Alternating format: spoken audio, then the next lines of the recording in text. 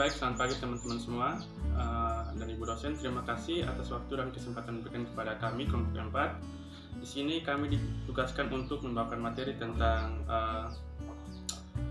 metode latihan fisik. Berikut ini dibahas beberapa metode latihan fisik yang dapat digunakan untuk meningkatkan kemampuan fisik atlet. Yang pertama adalah latihan sirkuit atau circuit training. Latihan circuit training ini yang terdiri dari beberapa pos latihan harus disusun sedemikian rupa sehingga terbentuk rangkaian latihan yang sistematis sesuai dengan tujuan latihan. Berikut ini disajikan penempatan 8 macam latihan yang disusun dalam latihan sirkuit berbentuk dua bujur sangkar yang berbentuk segi 8. Tujuan pengaturan susunan latihan tersebut agar tidak terjadi penempatan dua jenis latihan yang ditunjukkan untuk bagian badan yang sama secara berurutan. Latihan sirkuit tanpa alat. Tujuan latihan adalah untuk penguatan otot-otot lokal. Latihan terdiri dari 8 macam gerakan. Dilakukan 2 cara atau 3 set. Rangkaian latihan disusun sebagai berikut. Yang pertama, teman-teman, adalah squat jump.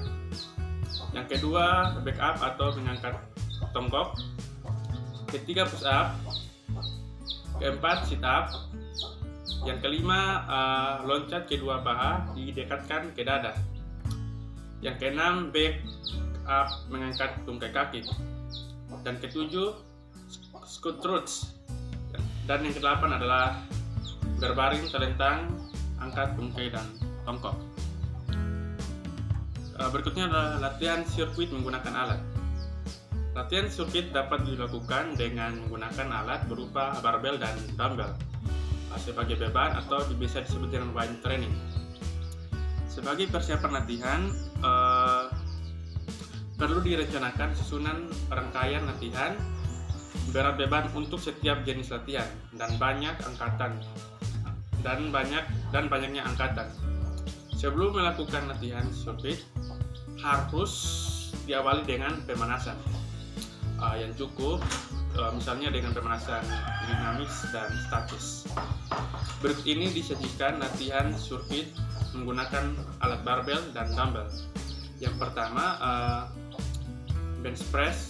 Yang kedua, deadlift. Ketiga, jumping squat. Yang keempat, barbell curl. Yang kelima, side bench. Yang keenam, half squat. Ketujuh, triple stretch. Kedelapan, abdominal stretch. 9, lateral raise. 10, snatch from hand.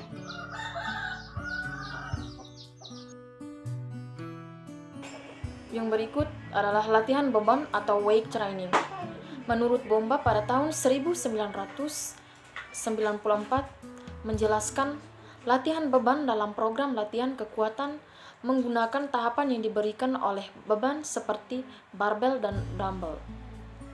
Menurut Bors dan Fox pada tahun 1988 menyatakan bahwa program latihan beban direncanakan untuk mengembangkan kekuatan otot.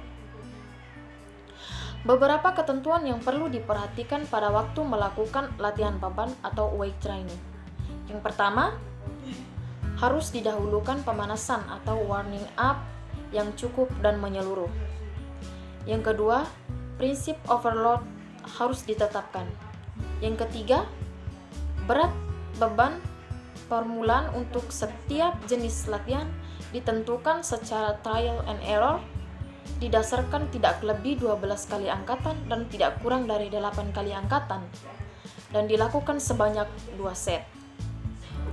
Yang keempat, jumlah ulang gerakan latihan atau repetisi yang banyak akan menghasilkan daya tahan.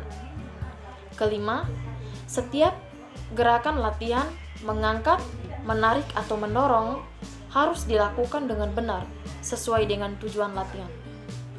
Keenam, setiap gerakan latihan harus dilakukan dengan ruang gerak yang seluas-luasnya, terutama untuk memelihara kelenturan atau fleksibel.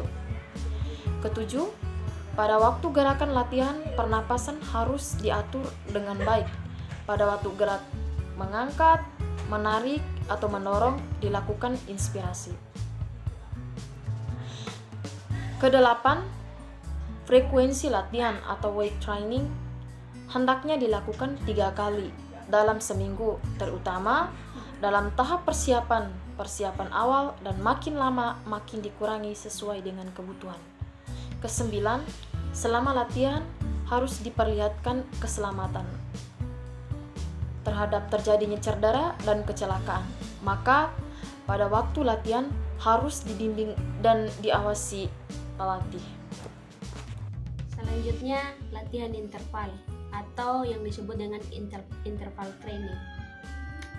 Ken pada tahun 1994 menjelaskan bahwa latihan interval adalah suatu sistem latihan yang berganti-ganti antara melakukan dengan giat atau interval kerja dengan periode kegiatan dan intensitas rendah atau periode sela dalam suatu latihan.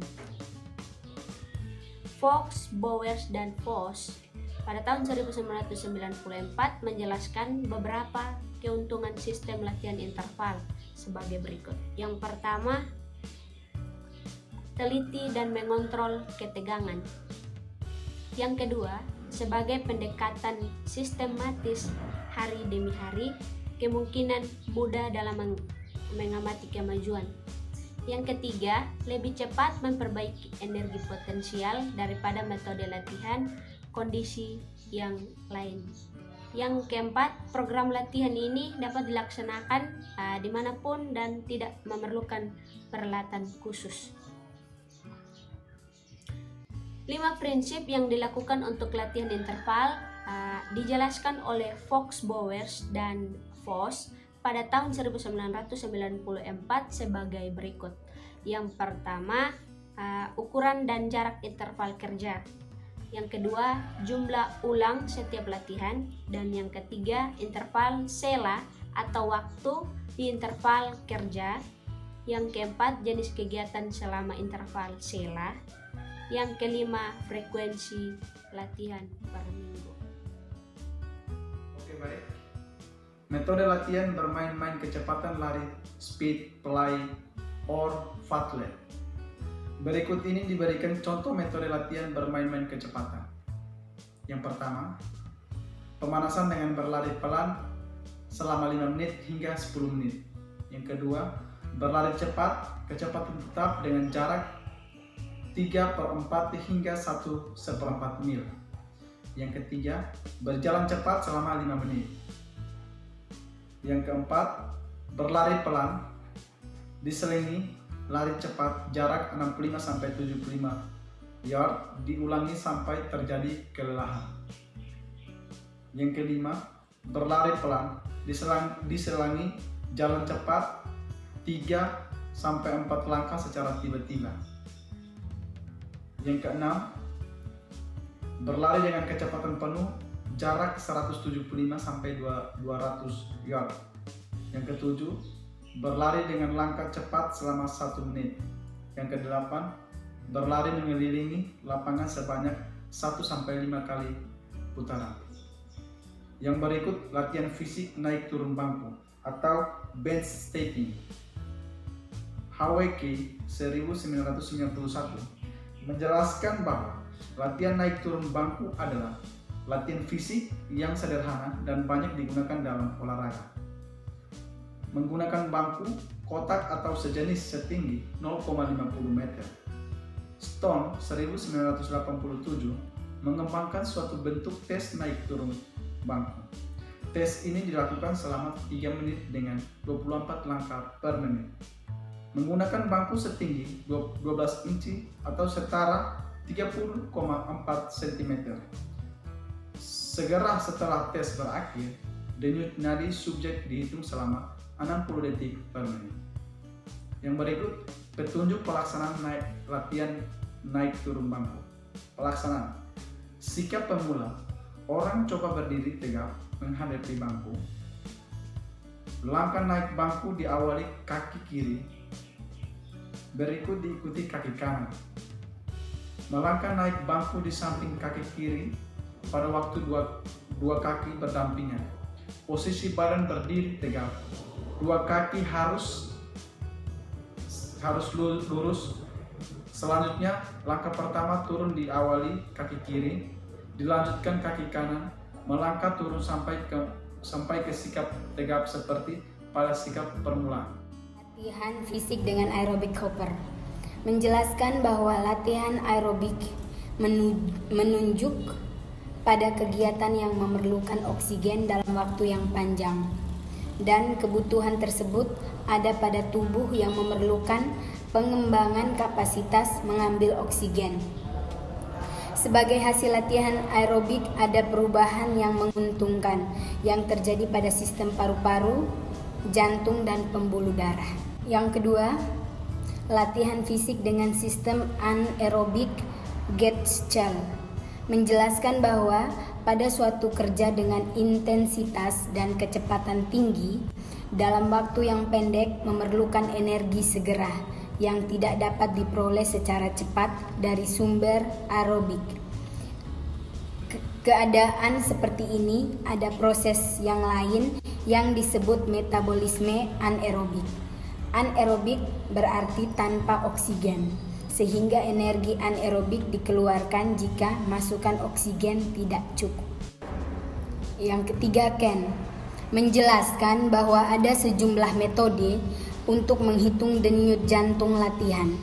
Pada umumnya menggunakan rentangan antara 60% sampai 80% dari denyut jantung maksimal.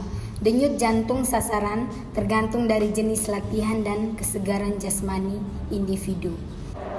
Oke, sekian dari hasil presentasi kami. Saya ucapkan terima kasih.